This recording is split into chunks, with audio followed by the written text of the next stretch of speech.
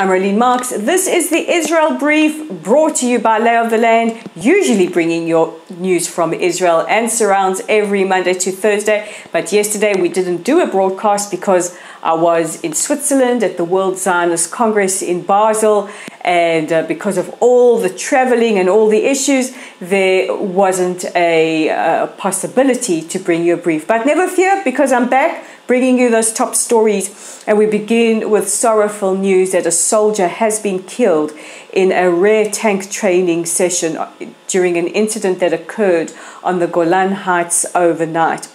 The soldier is reported to have died as a result of a massive head injury, and it was believed that he was caught between the turret and the hull of the tank. Now, this is an area known as the Triangle of Death, and soldiers are trained not to put anything in this area, not a helmet, not a leg or anything. So it is believed that 19-year-old Eitan Fishman from Beersheba maybe lost consciousness because he had to have been lying down to have incurred this type of injury.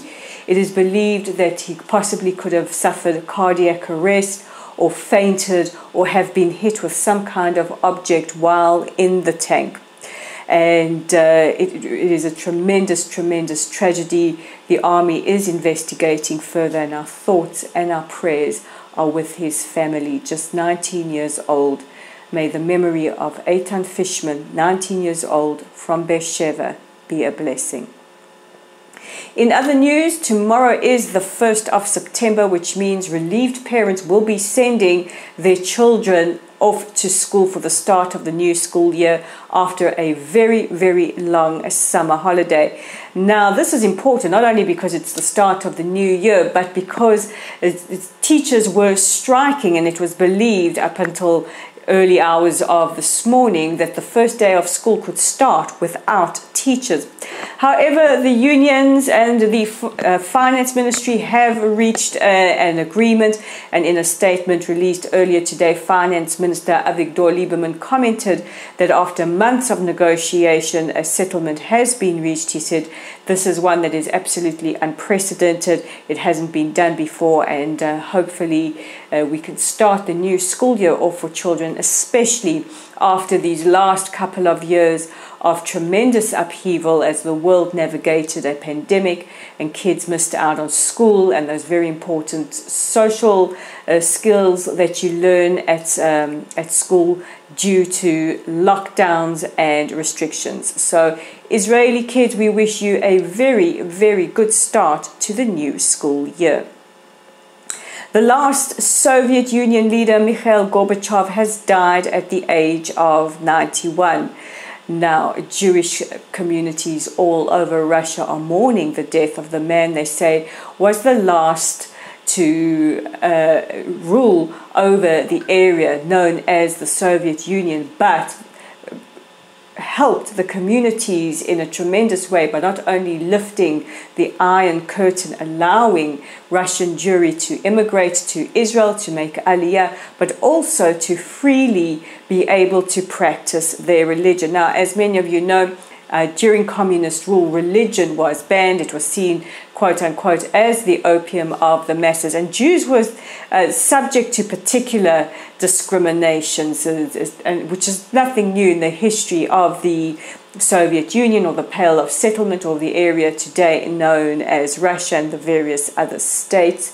But with the rising or the fall of the Iron Curtain, rather, I know that sounds like a contradiction because, you know, when a curtain leaves, it rises. But in this case, it fell, and Jews finally were able to return to Israel.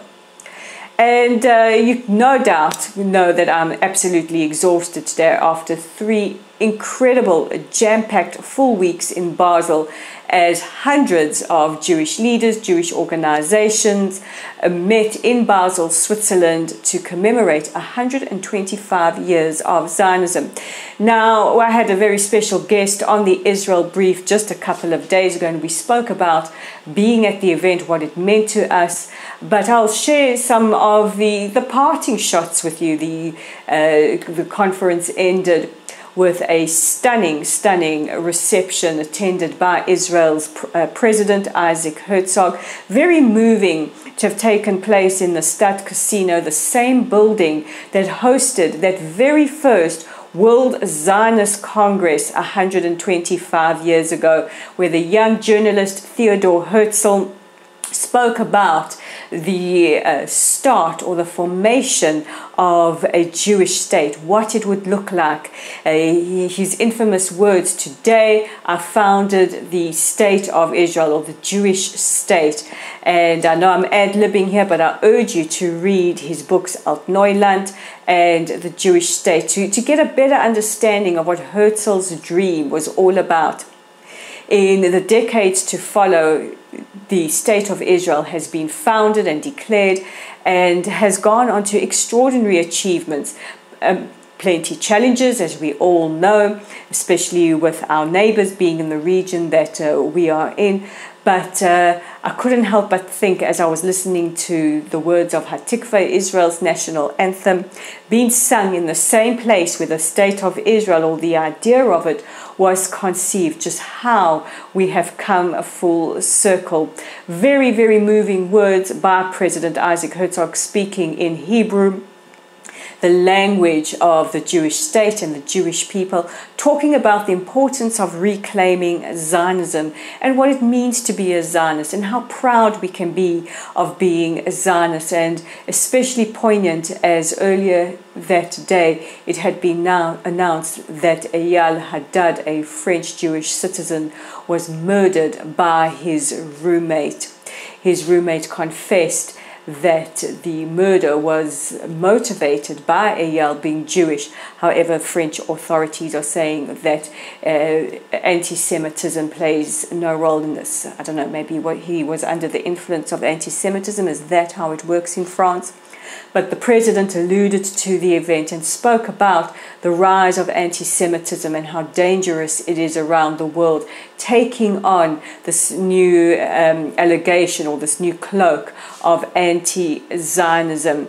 Also present, making very, very important speeches, were ministers from the Swiss government, reiterating their commitment to fighting anti-Semitism and celebrating the national liberation movement or identity of the Jewish people known as Zionism. Other incredible speakers at the event included Yossi Cohen, the former director of the Mossad, speaking about the threats posed by Iran. Speakers like Katharina von Schnurbein, who heads up the European Commission's Council on Combating Anti-Semitism. We had people like Sylvan Adams speak, people like Daniel Liebeskind, how to perpetuate memory. We discussed those important issues about Zionism and Herzl and what he meant, and taking on the challenges and looking towards building a brighter future, because it is important to note that Israel is not just about conflict. Israel is a country beyond that conflict. And if you haven't visited, I urge you all to come here and see what has been built, what the seeds planted by Theodor Herzl, the man that is the father of modern day Zionism, how his dream has been realized in our ancient and ancestral homeland. So as you can imagine, we all left imbued with this incredible spirit of the power of Zionism and our identity, and hopefully have all gone back to our various countries to do great work. And all that remains for me is to go and have a good night's sleep. But in the meantime, I urge you to check out our website at www.layoftheland.online, our Facebook community at Lottel's site, our YouTube channel at The Israel Brief, and of course, our YouTube channel at Lay of the Land 5. I'm Rolene Marks. This is The Israel Brief. I'll be back bright-eyed and bushy-tailed to bring you your top stories from Israel tomorrow.